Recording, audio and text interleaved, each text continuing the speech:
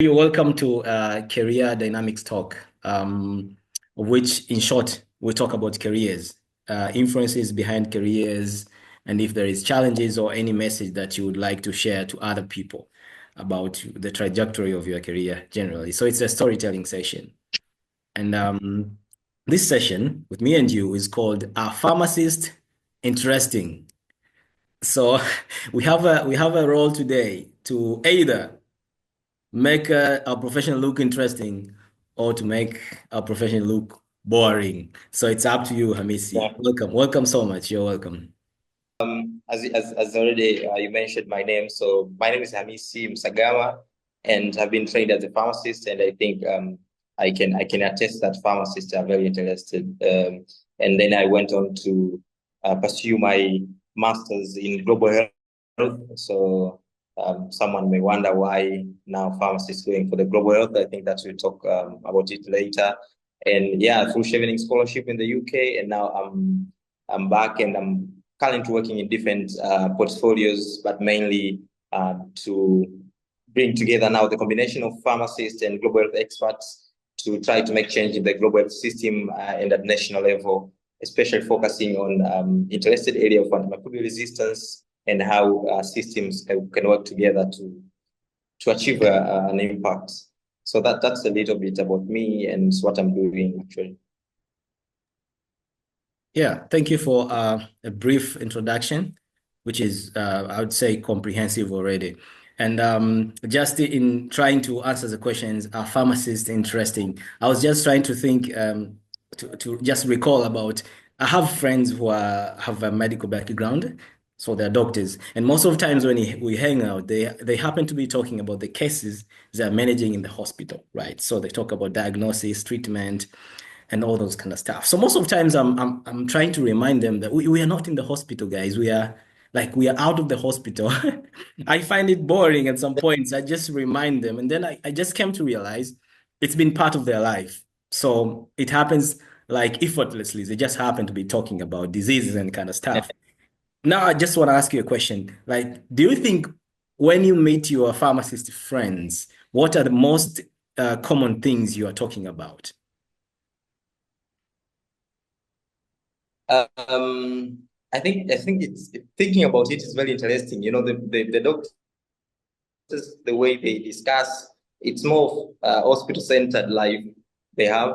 And when it comes to pharmacists, I can say the interesting part, it's so broad that you can meet three, two, or four different pharmacists, and they'll be talking about completely different professionals. Like when you meet someone in the industry, so production industry, when they talk drug developments and drug design, and when you meet pharmacist who's dealing maybe in community or a clinical pharmacist, you may think like those people have never gone to the same medical school. So that's one thing which is very interesting about pharmacy. It's very broad. Two pharmacists can be so different, and you might not notice. So I think common, but all of those differences. One thing that I think it's very common when you're talking about with the pharmacist, I don't know if it's a good or it's a bad thing, but it's about money. I don't know, but Yeah. it will go around, but it will be like it will stand about money. Like some at point we all converge and talk about money. So either you're at drug development, or you're doing clinical pharmacy, or you're doing community pharmacy. At some point, we'll end up discussing about money. I think it's a good and bad thing at some point. But yeah, that's our common discussions most of the time. For me, I don't know for you and your fellow, but my mind they always come to discuss money. Yeah, mostly. I think, and that's a good thing about the farmers profession. Like the level of diversification is like too huge, and obviously, most of the time, the question of money always is the center of the discussion. I'm now in the side of supply chain, and I think I have a few friends of mine that we talk about supply chain stuff. But yeah, you're right. Most of the time, it's money, like money, those kind of stuff. And this is just to tell now the medical doctors that pharmacists are much more interesting than them. So if they want to argue, they can argue. So now I'll jump to something else. You have just mentioned about global global health, which I'm going to learn a couple of stuff from you today.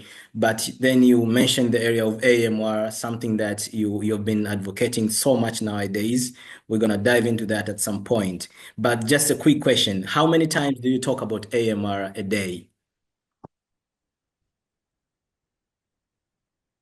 Uh, I think actually I joked with my friend yesterday night, and I actually going to post it on Twitter. So we are talking about social side of stuff. Like, okay, it's because yesterday was my birthday, so it's like, okay, you're growing up now, and times fly and something like that. And I said, okay, maybe I will consider getting married now. And you know what she said? She said, maybe you're gonna marry AMR. That's I'm sure. If you want, if you're gonna marry Emma, that's the only thing I'm sure. If you're going to marry, so I think it's something that has become part of me, and I think it's everything that I'm doing per day. So if I'm not like in separate way in a social life, it's something that I think about, something that I read around.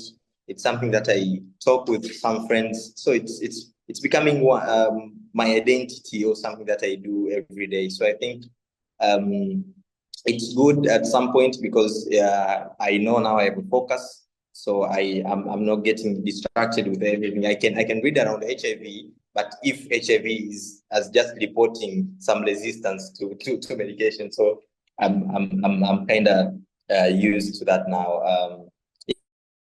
Yeah, so I like talk many times about AMR. So we'll dive deep about AMR, but I've just remembered there is a meme which says that, I'm going to paraphrase that, if you have a pharmacist friend and he or she is ignoring you, just tell him or her that you're going to take half a dose of antibiotics, and at that point they'll leave everything and then they'll say something about AMR. So this shows how much pharmacists have been so much concerned about AMR, which is a good thing right now. Now, Hamisi, I want you to take me through your journey of becoming a pharmacist. So it's very interesting. Most people that I know who are pharmacists, when I tell them, like, how did you become a pharmacist? They are like, I even didn't know about pharmacy. This happened, and then I became a pharmacist. And it's more interesting that now you just kind of moved from not just being a pharmacist, but also you took a master's of global health. So I just want to know, like, what are the influences throughout that journey? You're welcome.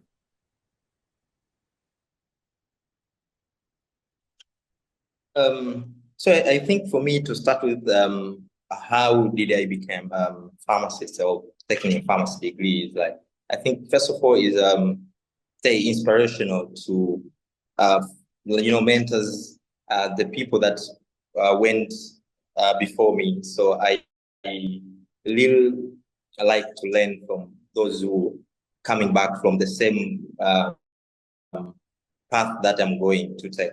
So first of all, I think it's inspiration, and second thing I would say openly, it's coming from the Tanzanian backgrounds. It's a very low income family. It's about money. For me, it wasn't about it's about which one I'm going to make more money if I take it. So also that was also a factor, to be honest, at the very start. And I think a lot of people will just be changing and realizing more purpose as we go. But at first it was about the income and surviving, because we are coming from some of the poor families. We need to break the cycle. So we need money. We don't need something that's fancy. So for me, doctor was like fancy stuff, but it's not going to make me break the vicious cycle in my family somehow. And then another thing was number of years. That's very honest. So something that's gonna make money with minimum number of years. So trying to have those parameters compared. So money, number of years, those. So thinking like 5 years, no, 4 years. So at the start, those were some of the parameter, with some of the advice from the mentors and everything. And I remember the first day that we we were together, and we are starting now at MUS. One of the very funny professor, Professor Doctor at that time, Dr. To. So he asked us the same questions. Why did you choose the course that you chose? And some of the students who did take MD mentioned about money, like, make money, doctor being paid a lot. Remember, his response was like, if you considered money, all of you were chosen to be pharmacists. That is a doctor, that's a MD. He mentioned it. And from there, I was, okay, I'm in the right place. I'm in the very, very right place for money. So that was, so going forward, first year, and then you start now to realize how important the journey that you took, maybe without realizing at first, but it was very crucial, because you are the center of making people healthy, because you know what treats people. You're not just like, it's not, doctor diagnose and everything, do many stuffs, but the critical, there's something that even doctors need it for their patients too. So I always tell people, maybe your doctor will tell you you're sick, but now I will need to come in and give you medication in the right way, with the right instructions, so that you get well. So then I realized it's so important, the role that I'm playing. So then you start to learn how pharmacists can play a lot of roles in health. And from there, now you start to, some point you get confused. As we said, there's a lot of angles pharmacists can take. You are in supply chains. Others will advocate for clinical pharmacy. Others will take you to regulatory and everything. So it's at some point you get confused, but it's very important that you realize every angle has a purpose and something to serve in the general health system. So I think that's my path. And going forward to take masters, it kind of seems divergent. Like, why global health? Why you could take pharmacognosy masters, pharmacology, supply chains, and everything. And that's all because of the purpose now. Going forward, as I said, you realize you have a lot more to do on the path that you have chosen. So for me, it was to get out of the bubble as a pharmacist, now to focus on the health system in general, and applying my pharmacy knowledge for the greater good, and not only to focus in a medication or in a narrow path.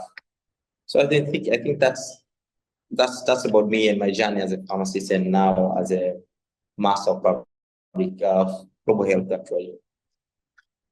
Yeah, I think it's very interesting that right now the new generation of people, they are choosing non-conventional career paths. When we were growing up and learning about professions, we were just fixated into medicine, maybe pharmacy, engineering, And then when we were studying pharmacy, we were just fixated into, pharmacology, pharmacognosy, those kind of stuff. That's why it's very interesting right now that you had to choose global health. I had to choose data science, which was a very big question. A lot of people used to ask me about, like, why are you doing this? You understand? And now I'm just glad that through that path that I took, now I'm doing supply chain, integrating my knowledge as a data scientist in supply chain, which is something very interesting. I find it very rewarding to me, and I'm quite sure that you also find rewarding on your side. You just mentioned also about just a pharmacist being able to understand about the treatment pattern of a patient. Now, this is something that doctors would have something to say about, because we are not going to get into that discussion. They have a different opinion. They might have a different opinion on that. I'm quite sure that you saw some Twitter discussions about that thing. But also you mentioned about being able to make more money as a pharmacist. We are also not going to more money as a pharmacist than other health profession. We're also not going to get deep into that discussion as well. We don't want to get into trouble.